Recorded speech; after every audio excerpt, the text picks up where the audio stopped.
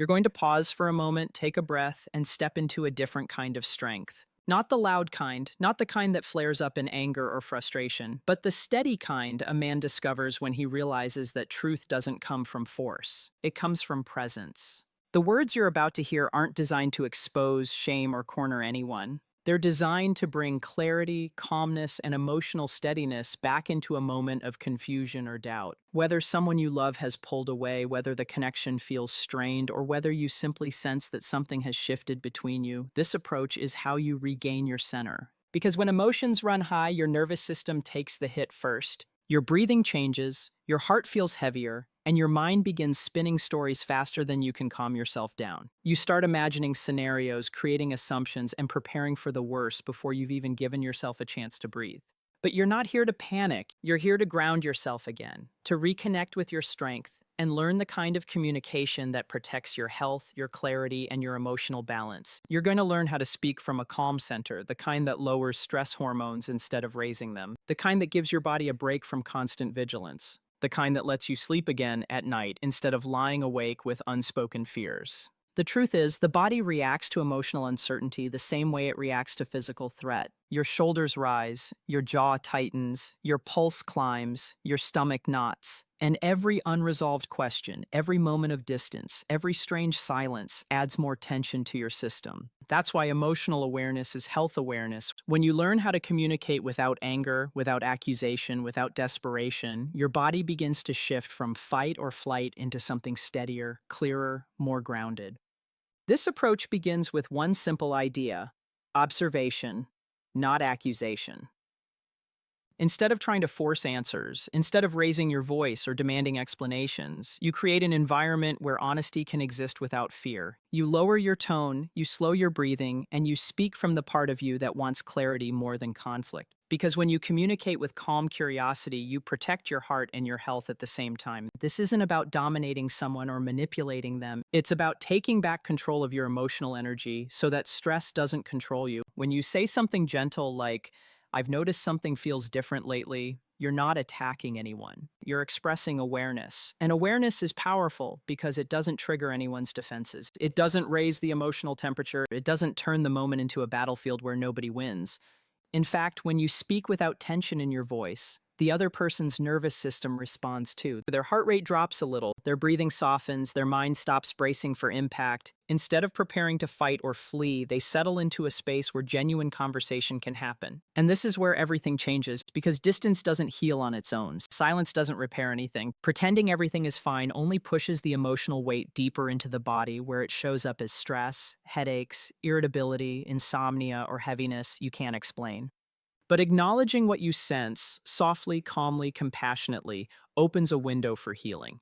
When you say, "I'm not upset, I'm just trying to understand what we're feeling," you're stepping into a level of emotional maturity most people never reach.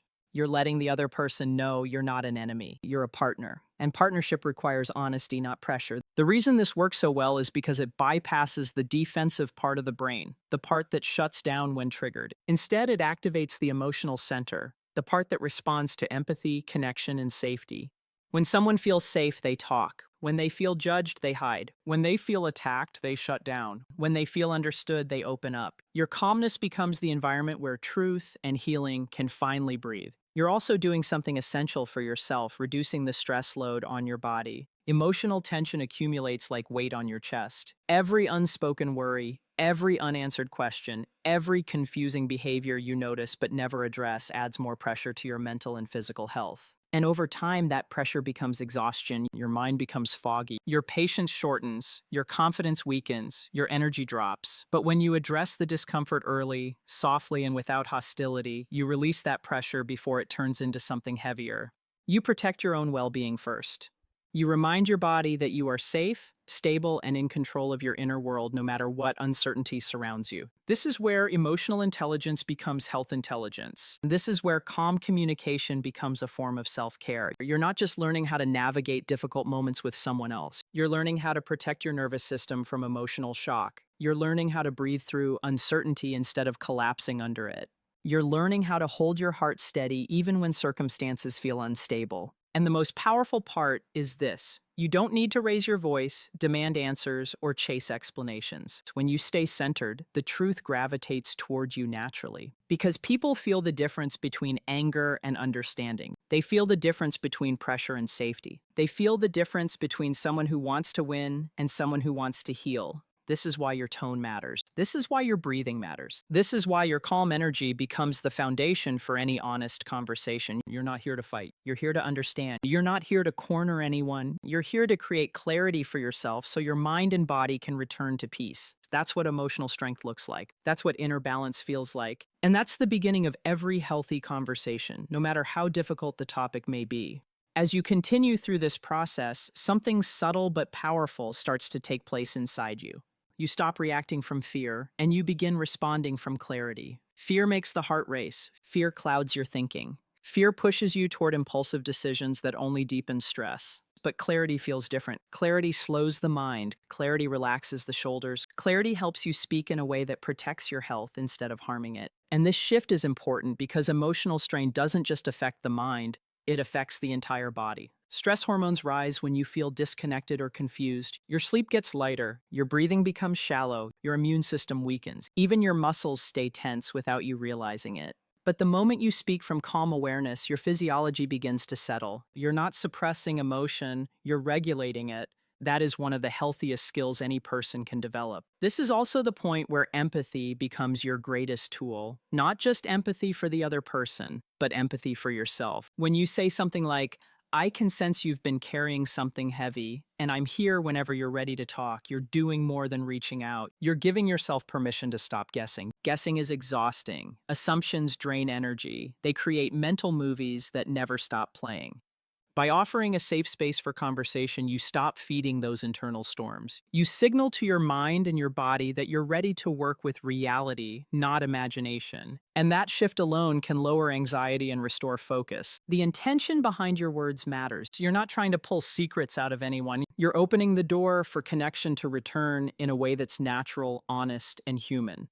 What makes this approach so powerful is that it aligns with how the brain responds to emotional tension. When someone feels pressure, their defense mechanisms activate automatically. They may shut down, withdraw, or respond with irritation. But when someone feels understood, their emotional guard begins to soften. The part of the brain responsible for stress regulation starts to relax. It becomes easier to speak. It becomes easier to reflect. It becomes easier to be honest. And whether the conversation leads to reassurance, clarity, or difficult truths, approaching it calmly supports the health of both people involved. As the dialogue continues, you gently shift into a deeper layer of awareness. You can say something like, "I feel like there's been some distance between us, and it worries me because I care about what we have." This isn't an accusation, it's an invitation to reconnect. You're naming the feeling, not blaming the person. You're acknowledging the emotional space that has grown, not demanding that it disappear instantly. Emotional distance can appear for many reasons: stress, exhaustion, unresolved tension, or personal struggles that have nothing to do with you.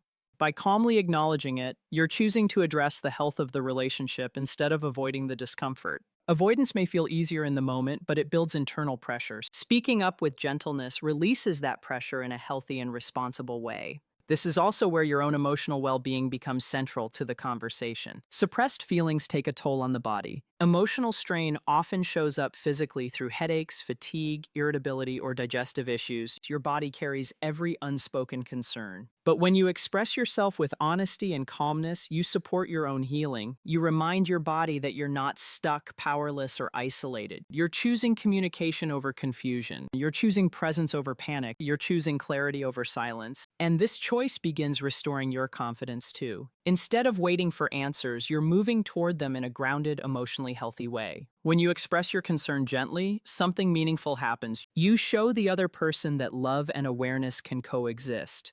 You show them that you're not trying to control the situation. You're trying to understand it. You make room for honesty without demanding it. And this creates an emotional environment where defensiveness slowly dissolves. The body language shifts, the atmosphere softens. You can feel the emotional temperature drop, making it easier for both of you to breathe. And that breathing room matters because pressure suffocates connection while safety restores it. Now you move into one of the most impactful forms of communication, expressing value without attachment to the outcome. You might say, "This relationship means a lot to me, and I don't want us to lose what we've built."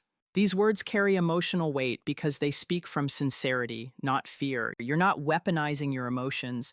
You're not leveraging guilt. You're simply expressing the truth of what matters to you. When spoken calmly, these words activate the moral and emotional center of the brain in a way that encourages reflection. They remind the other person of the connection, the history, the trust, and the shared moments that hold meaning. They create a bridge between the past and the present. And that bridge gives both of you a path back to each other if you choose to walk it. At the same time, speaking these words supports your internal health. Emotional honesty reduces psychological load. When you express what's important to you, your stress levels begin to regulate. You're no longer holding everything inside. You're releasing emotional weight in a constructive way. And your body feels that relief. Your chest loosens, your breath deepens, your mind stops racing. You gain a sense of stability that doesn't depend on anyone else's response. This is emotional maturity at its strongest. You're learning how to face uncertainty without losing yourself in it. This phase of the conversation is where empathy and accountability meet. You're not avoiding the discomfort. You're not pretending everything is fine. You're showing that honesty matters to you, that connection matters to you, and that your well-being matters too. And even if the other person isn't ready to fully open up yet, you've created an atmosphere where they can. That alone is a powerful step toward healing, clarity, and emotional balance. As you move into the final and most powerful stage of this conversation, everything you've done so far begins to work together. Your calm presence, your grounded tone, your willingness to acknowledge emotional distance, your honesty about what the relationship means to you, all of it creates an atmosphere where truth doesn't have to be forced. It simply begins to surface. This is where you offer the final invitation, the one rooted in strength, compassion, and clarity. You might say, I care about us enough to hear whatever you need to say, even if it's difficult. This single sentence does something rare. It dissolves fear without collapsing your boundaries. It signals emotional safety without sacrificing self-respect. It shows love without losing stability. When spoken calmly, this phrase activates the part of the brain responsible for trust and emotional processing, making it easier for both people to move toward honesty instead of away from it. This moment is not about controlling the outcome. It's not about extracting a confession or forcing anyone into emotional discomfort. It's about creating a space where real connection can return. In any relationship, honesty thrives where calmness lives. When you speak without tension in your voice, when you breathe steadily, when you sit with openness rather than urgency, something shifts inside the other person. They don't feel attacked, they don't feel accused, they don't feel pressured. Instead, they feel a gentle reminder that truth doesn't have to break anything. It can actually be the beginning of healing. Whether the truth is painful or relieving, whether it brings clarity or closure, the way you invite it shapes the way it arrives. If the person does choose to open up, the most important thing you can do in that moment is listen. Not to react, not to judge, not to prepare your next response, just listen. When you allow someone to speak fully, you give their words space to settle. You give your own breathing time to adjust. You give your mind the ability to understand without rushing to conclusions. This kind of listening supports emotional health. It lowers the stress response and increases emotional regulation for both people. It turns a potentially overwhelming moment into one that is manageable, meaningful, and grounded. And even if the truth comes out in fragments, hesitations, pauses, incomplete thoughts, you remain steady. Your steadiness becomes the anchor in a moment that could otherwise feel turbulent. But listening doesn't mean accepting anything blindly. It doesn't mean ignoring your boundaries or sacrificing your well-being. Listening simply means gathering all the information with a clear mind so you can make the healthiest decision afterward. Because clarity is the real goal. Clarity about the relationship, clarity about your feelings, clarity about your future. Once the truth is spoken, your nervous system begins to settle. The guessing ends. The tension that lived in your chest loosens. Your ability to sleep improves. Your appetite stabilizes. Your thoughts stop chasing themselves in circles. So your body feels the difference between uncertainty and understanding. Even difficult truth brings relief when compared to the heavy stress of confusion. And if the person chooses not to speak yet, that's still part of the process. Silence doesn't mean dishonesty. Silence can mean fear, uncertainty, emotional overwhelm, or simply needing more time. What matters is that you remain anchored in your own calmness. You don't chase, you don't pressure, you don't spiral into assumptions. You let the conversation breathe. You remain consistent in your energy.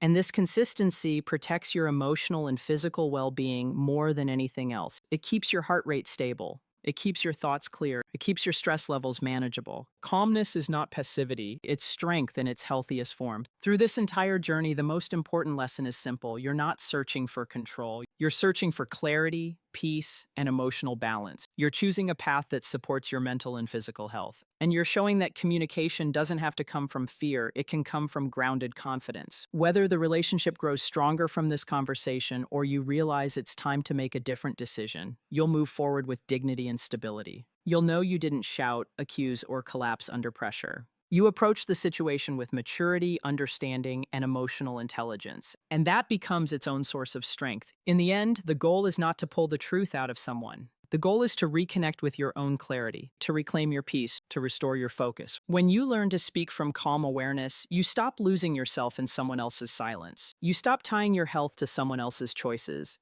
You regain your ability to breathe deeply and sleep peacefully. You rediscover the version of yourself who feels steady, grounded, and confident. And whether the truth comes today, tomorrow, or in pieces over time, you'll be ready to receive it with strength instead of fear. Because emotional well-being is not built on certainty. It's built on resilience. It's built on clarity. And it's built on the quiet confidence of someone who knows they can face whatever comes without losing themselves in the process. You deserve that kind of peace. You deserve that kind of stability. And every step you've taken by communicating gently, honestly, and calmly is a step toward the healthiest version of you.